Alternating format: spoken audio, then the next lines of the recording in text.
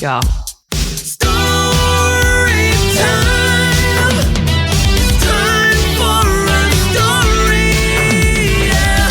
I mean, it's like Bob Newhart always used to say, like, if you are too disconnected from the normal life of working, there's nothing to make jokes about that people will understand. Hi, I'm Selena Coppock, and today I'm telling a story about constantly working in New York City. I moved to New York in 2006, and I had been doing stand-up in Boston for about 2 years, and I'd worked in publishing in Boston for about 3 years. And I got laid off from a job, and I felt like I was kind of spinning my wheels with comedy in Boston. So my friend was like, time to go to LA or New York. And my mom is from New York City. So I was like, you know what, let me go to New York. And I'm a big believer that the universe pushes you in directions and will tell you when you're in the right place. And as luck would have it, I decided to move to New York, and my uncle said, hey, you can live in an extra bedroom in my apartment on the Upper East Side. And I found a job in publishing. Everything, I felt like the universe said, okay, Selena, you're here and you're supposed to be here. So within a few months, I found a job as a children's editor at Barnes & Noble Corporate, which was a neat place to work and just discover how all of that works, especially children's. I mean, children's is so cool. Like the, picture books, plush, seeing how Barnes & Noble, planograms their stores and does seasonal promotions. I mean, it was so fascinating. And so I was doing that job for about a year. Oh, and then I switched over to, now I work in test prep books. Hey, not exactly beach reads, but it pays the bills, and it's steady insurance and all that fun stuff. And then after a year after that, I decided, who needs a weekend? Why don't I get a weekend job too? So I became a tour guide on the Sex and the City bus tour, which is a real tour in New York City. It's a 3-hour tour, and it goes all over Manhattan, and you see where the ladies of Sex and the City, would eat and drink and shop and explore, and neighborhoods. It's so much fun. It's literally like usually 55 women, Sometimes there's 1 or 2 men, which is fun to make fun of.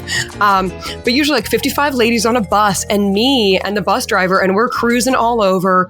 And it really helped me with my crowd work. Oh, because P.S., I would do stand-up at night during all of this. So I'd work 9 to 6, and then I'd do stand-up at night, sometimes like 1 to 2 shows a night. And then on weekends, I would be a tour guide. And I think back on this time in my life, and I don't know how I had the energy. Oh my gosh. I mean, I maintained that schedule for 3 or 4 years, and then I decided to stop being a tour guide.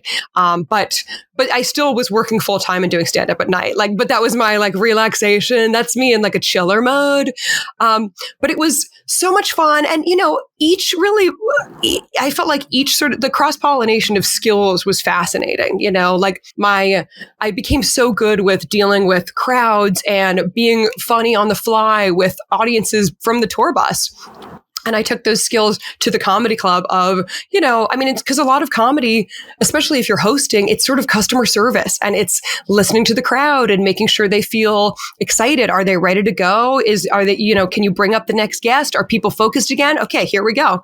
And then of course I always had the steady job, because I do, I'm not, I hate to say that I come from a place of fear, but I always needed to know that every 2 weeks I was getting a paycheck, and I knew how much it was. And I have a lot of comedy friends who feel like, no, you got to jump and the net will appear. Or, I don't have time for a normal job. I got to focus on being creative. And that works for them. But for me, I always found that if I was anxious about money and I was freaking out about how I was going to pay my rent, or I was freaking out about how I could see a doctor, I could not be creative. So I knew that for me, I had to have the steady gig, the 9 to 5, 9 to 6, just to help me be calm enough and not have so much anxiety. And that actually enabled me to be creative. So then on my lunch break, I'd be writing jokes. On the weekends, I'd do my tour guiding. And I felt like my creativity was able to blossom because all the other stuff was settled. I knew where my rent was coming from. I have great doctors that I could see. I have a great dentist because I've had the same insurance for so long. And that's enabled me to really pursue other creative outlets outside of work. And also, it's like Bob Newhart always used to say, if you are too disconnected from the normal life of working, there's nothing to make jokes about that people will understand. Like, you have to have a lived experience that is accessible. And I mean, that's why to this day, like, stand-up comedians who talk about, just strange topics, or like their private jet being difficult, or, like, I just think for me, my style on stage was always, I like being silly. I like being goofy. People left their house and maybe they got a babysitter to come out for a night of fun and entertainment. And so I don't want to talk about really heavy, upsetting stuff. Like, I want to be funny. I want to be silly. I want us all to be in on the joke together. I want everyone in the showroom to feel welcome and excited to be here.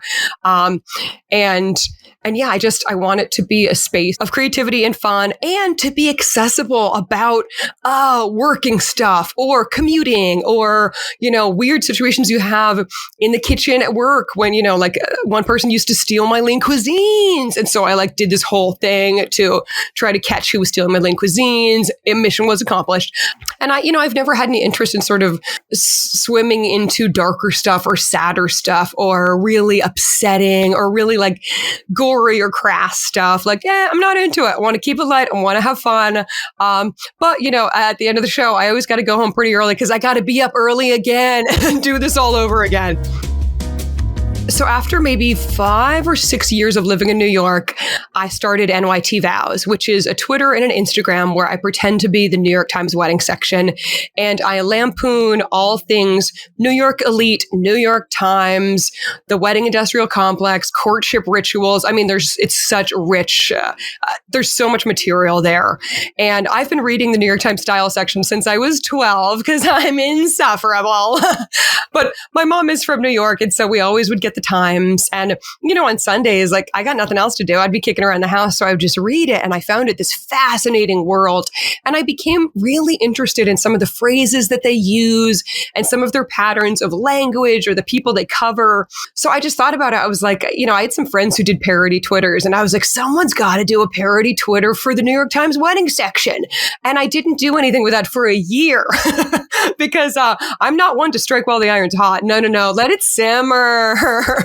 So then finally, after a year of it, my friend was like, Selena, you've been sitting on this idea for a year. Why don't you do it?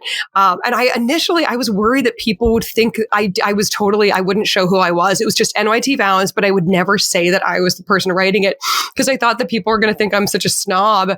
And now I really accept that. Yeah, it's a voice of a character, and she's a snob and a half, and she's better than you, and she has lockjaw, and she lives on a steady diet of gin and tonics. And also now I feel like it's so nice. I feel like people understand it, I really feel like I'm seen, and it's so much fun to write the fake Grey Lady. Okay, Happies, we are out. Remember to follow @HappyBox and @Wax Cabin on Instagram. Watch our stories for podcasts and product updates. If you need business or life advice, email us at thetotallyhappypodcast@gmail.com. That is thetotallyhappypodcast@gmail.com, or call the THP line and leave a voicemail at 973-520-7533. Like and subscribe to our pod, and for fuck's sake, get to work.